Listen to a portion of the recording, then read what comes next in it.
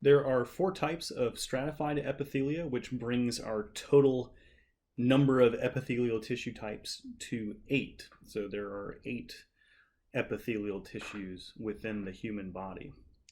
The four stratified epithelia that we'll take a look at in this segment are the stratified squamous epithelia, stratified cuboidal epithelia, stratified columnar epithelium, and the transitional epithelium.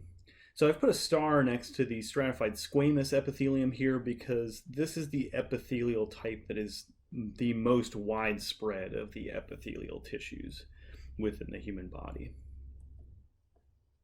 So let's start with the stratified squamous epithelium. So we're looking at multiple layers of flattened cells, and the deeper layers tend to be almost cube-shaped or even column-shaped, but as we get closer to the apical surface, we see that the cells tend to be more flattened in their shape. And so this is the reason why we call it a stratified squamous epithelium, is because the cells that are near the apical surface tend to be flattened in terms of their shape.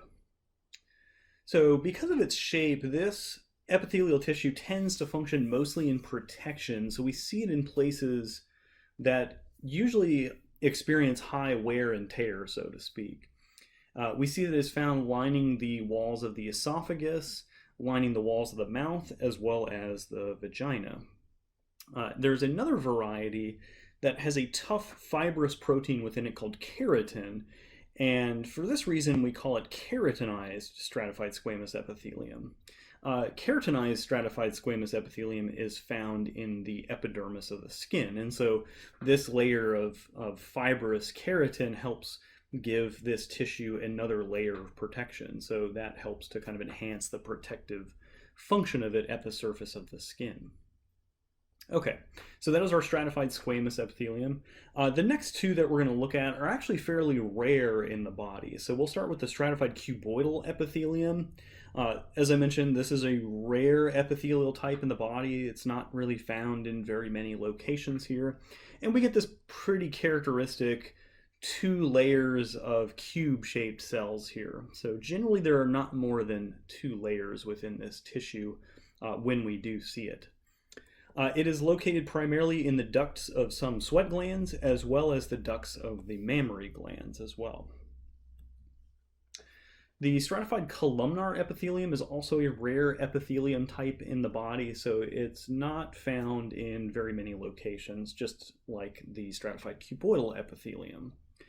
So generally it is arranged in relatively neat rows of column-shaped cells. So you can clearly see here 2 rows, or roughly 2 rows of column-shaped cells in this stratified columnar epithelial tissue. So this epithelium tends to be found in areas where one epithelium type transitions into another type of epithelium. So this kind of represents this is the epithelium that's found where epithelial types tend to change. So for that reason, we find it primarily located in the pharynx. So the pharynx is essentially the muscular tube or passageway that's at the back of your throat, between the mouth and the esophagus there. It's also found, stratified columnar is also found in the male urethra, and it's found lining the ducts of some of your glands as well. Finally, the last of our epithelial tissues is an epithelium called transitional epithelium. Now, this epithelium has a much more distinct, much different appearance than any of the other stratified epithelial tissues that we've seen.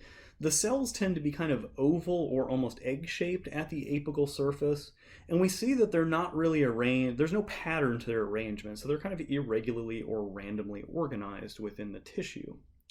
So this is an epithelium that happens to be really great at stretching, and so or it has the ability to be stretched out and not be damaged, and so it tends to be found in places that encounter a lot of stretch. So for that reason, we find it in the urinary bladder and in the ureters as well. So the ureters are the tubes that connect the kidney to the urinary bladder here. So their purpose is to drain urine from the kidney into the bladder.